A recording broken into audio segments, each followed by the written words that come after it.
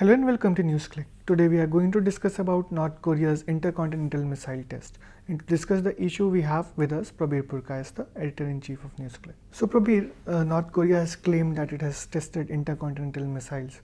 What is the reach, in comparison to the test it had done a few months back, and what's the technology part of it? Well, first if we look at the range now that this missile is capable of traveling, it seems that the claim of being an intercontinental ballistic missile is correct.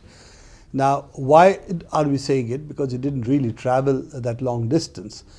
When you test such missiles, since you don't really want to send it over a long distance where you don't know where and whom it will hit, so the attempt is to send it over a high trajectory, and so it goes up and then comes down and falls relatively close to where your test site is. So in this case, it fell near what's called the exclusive economic zone of Japan, but it was still way off the Japanese main coast. So it appeared to have therefore traveled only a short distance, some few hundred kilometers. In this case, it's supposed to be about 933 kilometers what it's supposed to have traveled.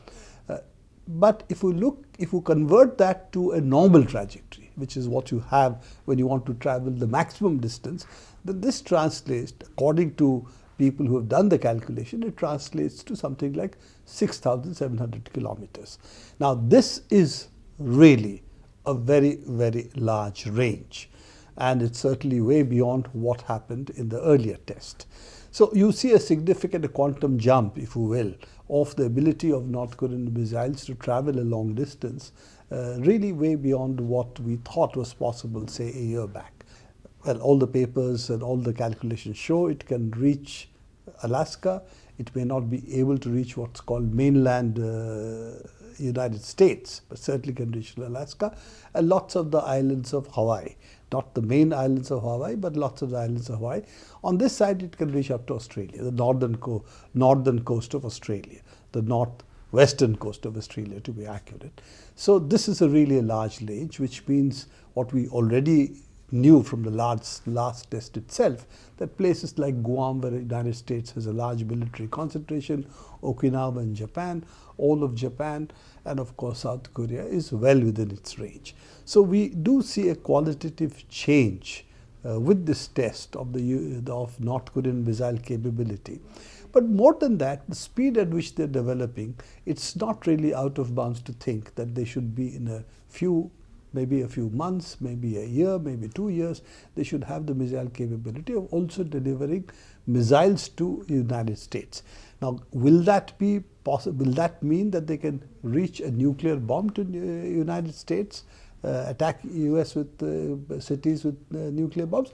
Open question, because that does mean control over miniaturization of the bomb, the re-entry of the missile and so on. They claim they have been testing re-entry, but it does mean that the North Korea's missile capability certainly proceeded much faster than a lot of the experts had believed, including, possibly us. So Prabir, what are the reasons that led to such frequent interval testings that is being done by North Korea? What are the reasons behind it? It's an interesting question, because I think what people don't understand, that North Korea was forced to militarize much more heavily because they felt that the United States, using South Korea and its allies, every year used to hold military, what they called exercises, but it were really aggressive military exercises which had all the hallmark of a possible invasion.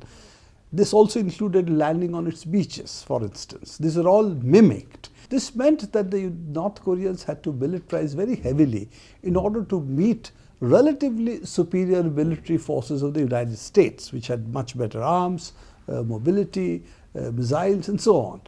This for North Korea was important because North Korea had been flattened in the Korean War. As we know, not only North Korea, even large parts of South Korea had been flattened, but the devastation in North Korea was very large. 1 out of 5 is the estimate people have of people who were killed, which means every family suffered losses.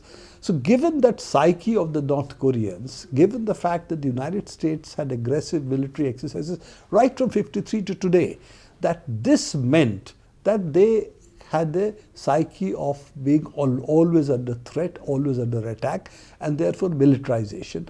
That's a very costly militarization, because maintaining land forces, all other arms and armaments, means that you have to spend a lot of money.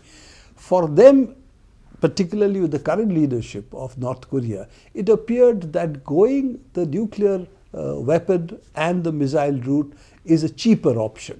Now, it is a much more dangerous option for the world, and I'll mince no words that nuclear bombs are not something that we want to see. Therefore, I don't think this is something that the North Koreans have done I welcome. But nevertheless, it remains a fact for North Korea. It's question of their survival as far as they are concerned. And they do think that the United States increasingly, George Bush had called it the evil part of the evil empires. Trump has been very aggressive about North Korea. So given the kind of aggression, at least in words, if not in deeds, that you see against North Korea, that's really the reason North Korea has taken this route. For them, instead of being a completely military state, for them to invest in missiles and nuclear weapons is not a more costly option. Actually, it's a cheaper option. So, Prabir, what is geostrategic significance of this entire testing vis-a-vis their relationship with South Korea, then US and South Korea relationship, and now since it's reaching Australia, what's the significance of it? It's a very clear issue now that North Koreans are not going to back down unless they see some concessions being offered by United States and South Korea. They had said earlier that we can scale this down or scale this back if you stop the military exercises. I do not know whether that offer still holds good, because now they have reached a level where I don't think they can pull this back that easily. So this is one part of it. It certainly makes the task of military engaging North Korea much more difficult. Is the United States really going to attack a country which has nuclear weapons and this missile capability? Looking at the past, I don't really think it's a viable option. It was never a viable option, particularly because Japan is so close, South Korea is so close. South Korea, Seoul, the capital, is only 50 kilometers from the border. So it's doesn't even require a missile range. Long range artillery can attack and flatten Seoul. So given this, I don't think the military option was really open for the United States, has not been open for the United States for a long time. They have been provocative. They have also introduced a THAAD system, which is basically anti-ballistic missile shields. And those kind of shields are porous, and they don't redress the missile balance as the proponents seem to think. So one part of it, I think it's increasingly more and more difficult for North Korea to be attacked, and the time has come to actually accept this. And the moving forward would be using China, using Russia to really start peace talks and say, well, will you scale it down, and we will do the following. What till now has happened, including Trump, all the statements have been, you scale it down, we may give you some money, we may lift sanctions. Now you impose sanctions and then you lift sanctions, that cannot be considered something as a gift. But they actually present the lifting of sanctions as a gift. We saw that in the case of Iran as well. I think those kind of negotiations won't work. They'll really have to think about peace in Korean Peninsula. And for that, North Koreans did miss a trick, because South Korea, the new president who has won, was in favor of reapproachment, trying to talk to North Korea and so on. Maybe a little bit of gap, trying to engage South Korea, getting into peace talks for North Korean leadership might have been a better option than rushing in with more and more missile tests. So I will fault them on tactics that they are doing, perhaps. And I guess isolation that North Koreans are in also breeds this kind of, shall we say, approach. But for the world, it's time not to think about either or. North Korea has to stop or else. I think the time has come for people to sit down and say what needs to be done to take into consideration North Korea's concerns and what do we take into account. Thanks a lot, Prabir, for giving us this time, and as these things proceed, we'll be coming back to you on such issues. Thank you for watching NewsClick. Keep following our website, our Facebook page, our Twitter handles, and subscribe to our YouTube channel. Thanks a lot. North Korean leaders have staged an apparent protest over annual military exercises between the United States and South Korea. Officials in Seoul say Pyongyang fired 2 ballistic missiles towards the Sea of Japan.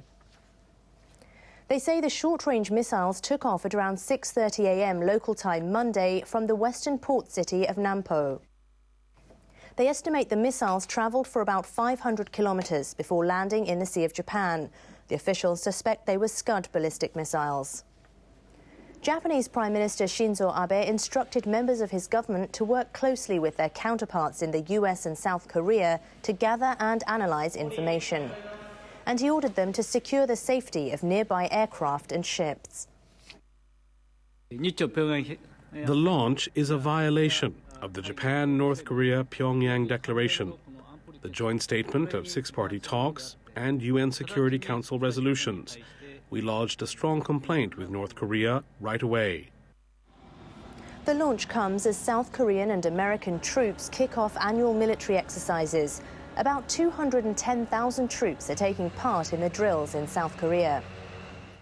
North Korean leaders repeatedly demanded that the two countries scrap the exercises. They suggested they would respond with military action.